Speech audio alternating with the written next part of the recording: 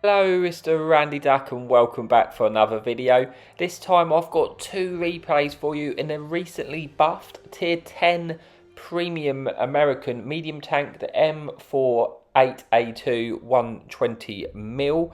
It has had a lovely buff, a second buff. It already had a buff before, and now it's got another buff, and it's increased the reload from I think 8.6 to 8, I believe, and the aim time down to 1.7. Which means this tank now has an incredible rate of fire and fantastic DPM with that 400 alpha gun. It really can put out the damage in a short space of time. This tank's gone from when it originally came out to just being a bit of a. It was just a bit. It wasn't bad. It was just okay, and now it is actually really decent. With that DPM change. We are on the new map, Corellia. I haven't had a lot of chance to, well, new old map I should say. It's a map I like. I haven't had the chance to play it that much because it hasn't come into rotation. I've only played it, I think this is probably the second or third time on the map. Was going to attempt to make the hill at the start of the game, but I quickly realised that's a bad idea because the enemy team have beat us there, and I got quite lucky there, but I didn't take any damage from that poke, which wasn't exactly great. But thankfully for me, I don't take this damage. And this M60, unfortunately, I don't know what the plan was there, but we're grateful it's allowed us to get some extra damage at the start of the game. As well as this leopard, we managed to pick up 1,000 damage, a little bit of assistance, and now we're just trying to play this corner because we can't quite. That chieftain's in a good position. It's kind of pinning us down, so I can't advance to try and get to the hill. I'm kind of getting pushed by the type here as well, and I'm thinking I'm not feeling it now. I'm not feeling it in this position. So what I am going to do, I'm going to try. You can actually climb the hill from the other side, but it is risky because obviously you can get shot from across the water, across the pond on the 1-2 line. But I'm going to try and see if I can get into a position where I can potentially get shots onto the 1-2 in the middle. Like I say, it is a bit risky because I'm going to put myself in a bit of a awkward position, but I was trying to do something to break the deadlock on that corner and see if we can try and achieve a damage elsewhere. From here I can get cross shots onto the 1-2, or I could potentially try and climb up onto the hill if I see an opportunity to. But yeah, so it is risky because you are putting yourself in a little bit of the open. But we spot this machine. I also get detected. We get one in. We try and use this rock for a bit of cover. We need to take out this machine as quickly as we can because he's caught in the open. We get two in. I'm not sure if he's tracked in place here or just not playing. I think he is actually tracked by the looks of it. We actually retrack and we actually just farm this poor machine for most of his health. But like I say, that's how quickly this tank does fire now with that DPM buff. It's still relatively even, but we do have the advantage, and our team is kind of pushed up a little bit now, which is allowing me to potentially climb this hill to get behind the enemy team. Our T95 is actually pushing out, and this heavy tank is actually just full send to try and get behind. I'm probably not realising I'm here because I now have easy farms on this guy. Yeah, it's not going to be a lot he's going to do about it. I'll go for the track, but we'll just maybe pick up a bit of assistance on the track, spotted assistance, but you're actually able to reload, take him out pretty quickly, and this game is turning for the worse for the enemy team, and for us we are kind of taking control of the map, and we won the sort of 1-2 area, which allowed me to now climb this ridge and get behind the enemy team to put them under some real pressure and hopefully just get this game get wrapped up. So we get one into TVP. We're going to try and hopefully we should be able to finish him off before he runs with that decent reload, which we do, and that puts us on to about 4,000 damage. Now this chieftain is just below, but we actually spot the fun place. We managed to pick up a kill there. I want to try and go down on this chieftain because I do have the DPM. I do have DPM, and also I've got the full hit points, so I will win the trade-off at this point.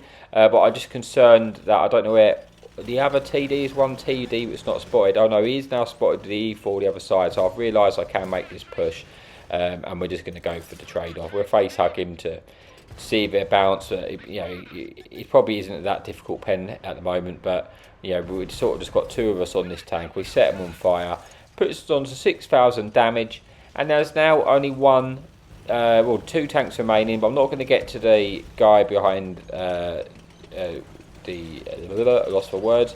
Not going to get to the other tank in time, so we're just going to full send to the E4, and hopefully we can get a shot of damage in it, if we're lucky.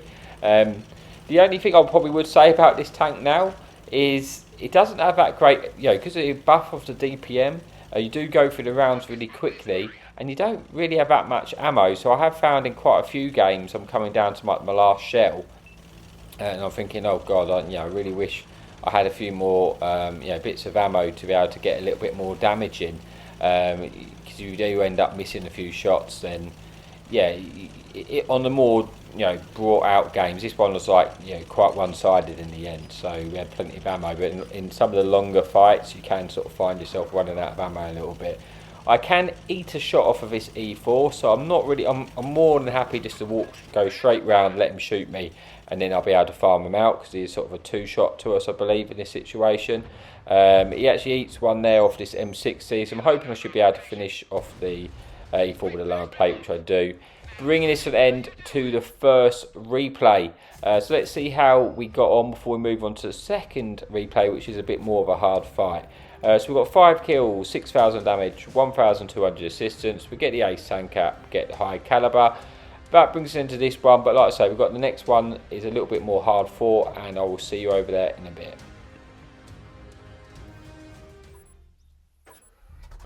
Okay, so here we are for the second and final replay of the video on Lakeville. It's fairly balanced teams. Both got 1 fun police, 1 light tank, a few TDs and some heavies and mediums, etc. So we're gonna just probably play the middle at the start, see if we can spot anything, see if we can get any early damage. Unfortunately for us, our light tank is playing the 1-2. So we're unlikely to not going to get that early vision I need to get the punish on the cross. This light tank does get spotted though, so we do try to punish him. Unfortunately I missed my first shot and I'm now lit in return, so I need to try and use this rock in front of me to try the best I can to protect myself and limit the damage coming in. But yeah, like I say, we don't actually have eyes here at the moment, which means it's a little bit awkward. But the light tank again gets spot up, and this time we are able to punish him. We roll slightly high for 416, which is good, which does happen with this 400 alpha gun. Now we're just basically waiting for shots. It looks like our medium on the 0 line is actually pushing up. So I'm thinking if they spot the town, I might be able to at least see what's there, see if we can get any covering shots in, see if we can pick up any damage. We have seen quite a lot of our team has gone to the 1-2. So yeah, I didn't fancy playing there with the fun police in the game. But yeah, we're going to look for some shots, see if we can cover this our friendly medium over there. Unfortunately, it looks like it's getting rushed and it's quite outgunned at the moment. So I'm hoping something comes around that I might be able to get a few shots in, and I'm probably going to need to actually fall back. Unfortunately, we actually just do track damage into M46, and we do go off to a bit of a slow start on the damage. We actually miss a few shots at the start of the game, which is a shame because we could have ended up with a lot more damage than we did. But it is what it is. We are needing to retreat now because I'm just going to get farmed in that position if we don't really have control. So I've actually kind of had to fall back all the way to the base, but it's just a situation that I'm in at the moment. We're kind of getting pushed in, and I really need to get the as much damage out as I can right now because there's a lot of the enemy team coming towards us. So while we've still got vision, I really want to try and punish them. So I'm reversing up at the moment so I can escape quickly, because if I do get spotted there, I am going to be in an awkward situation. So I've kind of realised that I'm going to try and create a second angle to see if I can actually get shots down that sort of 9-0 and pick up any damage before they get too close. We're looking for shots onto this E6, which has just got behind cover, and then again we messed up that shot there on the medium, and we fired a lot of shots and we've only actually got 800 damage, and we need to start landing some hit points. I have to get rid of that wall so I can try and get a little bit better vision on the enemy team.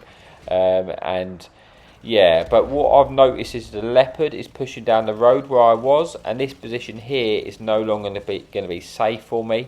So I'm going to have to fall back again and create an angle to try and punish that leopard if they actually poke. We hit a shot there, trying to return, and we do our engine in, but we're going to get close between this rock, which is going to give ourselves a little bit of cover. I was looking to see if I could poke for shots there, but that's just not possible at all. So we're going to go back down to the low ground and look for some shots on the as they cross, basically. I'm hoping we win the 1-2, so I don't have to worry about getting shot from the 1-2. Otherwise, I really will be in a bit of a pickle. But we get one into the pattern at M46. We're looking for the kill. I think he goes blind there. We go for the shot on the pattern, but it actually hits something else, and we actually pick up a shot of damage. And now this is where this leopard's coming around. We're pre-aiming because I'm expecting this leopard is going to poke anytime soon. It does. We get a shot in. Unfortunately, get one in return as well. I probably should have been about this ridge here just so I can hide my lower plate a little bit and only expose my turret. Which means at least I'd have a chance to bounce. You know, you can still penetrate this turret, especially if he's firing the heat shells. I'm actually down to only 6 of my AP rounds now because I like to have fired quite a lot of shots. But we have at least won the 1-2, which means I don't have to worry about getting shot from the 1-2. And hopefully, depending where the artillery is, they might be able to push that and eliminate that threat. We've kind of gone 1 for 1 with this leopard at the moment. But we need to take out the leopard because right now the enemy team are advancing. We do have a good cross angle here between me and my other guys on the left there. So we do have a good angle, putting them in a crossfire, making it difficult for them to poke. But the leopard is making it awkward for me to keep poking for shots. Like I say, but I am going to need to get these damage in as quick as I can because it's kind of just, at the moment, it's like just me and this one medium tank, and there's about 4 or 5 tanks in front of us. I take out the leopard, which is really helpful because that's eliminated that threat, and now we're just trying to deal with this British heavy if we can. But then this object 265-5, which has 850 alpha, is now in front of us, and that's my biggest target at the moment because obviously they can just one-shot us. And I need to try and get damage in because he's full health at the moment. We get one into his ammo rack, which is great, so that's going to delay his reload. We're trying to get another shot in. They're pushing right round, and now it's just left with me and this heavy tank who did come back to help, which I'm thankful for, which means we've still got these enemy team in a crossfire, which is good. Like I say, it's a bit of an awkward one. I spent a lot of the time on my base in this game, but it was necessary evil. I'm afraid, we needed to defend the base or we was going to lose. We get another shot in, finishing that tank, leaving us just this FE215B. But we are down to the heat shells now, so that one gets absorbed in the track, so I don't have enough time to aim because also I'm trying to not take damage in return. But now we're shot, we know we're going to beat the reload. We are going to be able to aim and penetrate that one straight through the lower plate, and it's sort of evened us up on the hit points now. We get a second one in.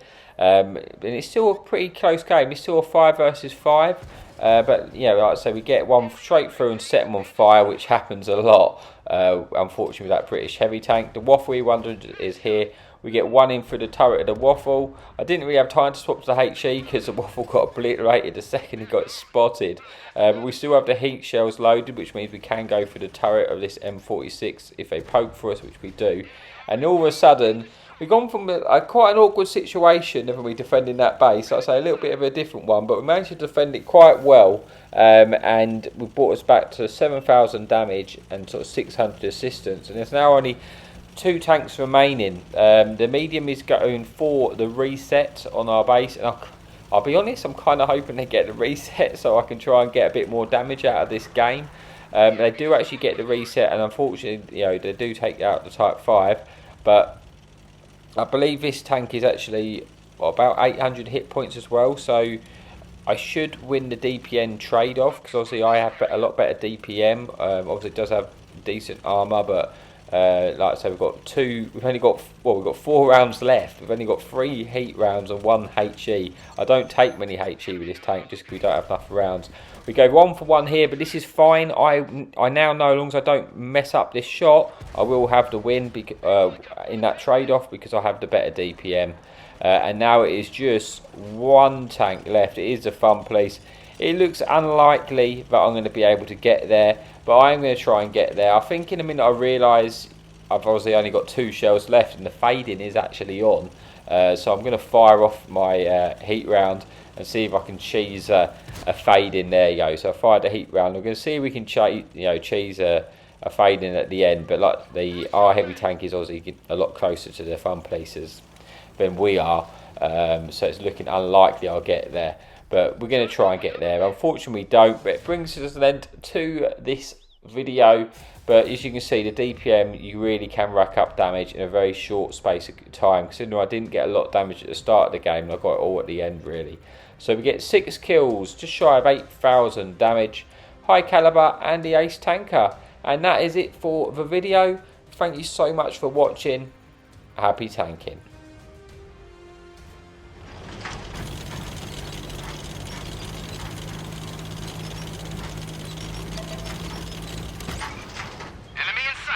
Hadouken!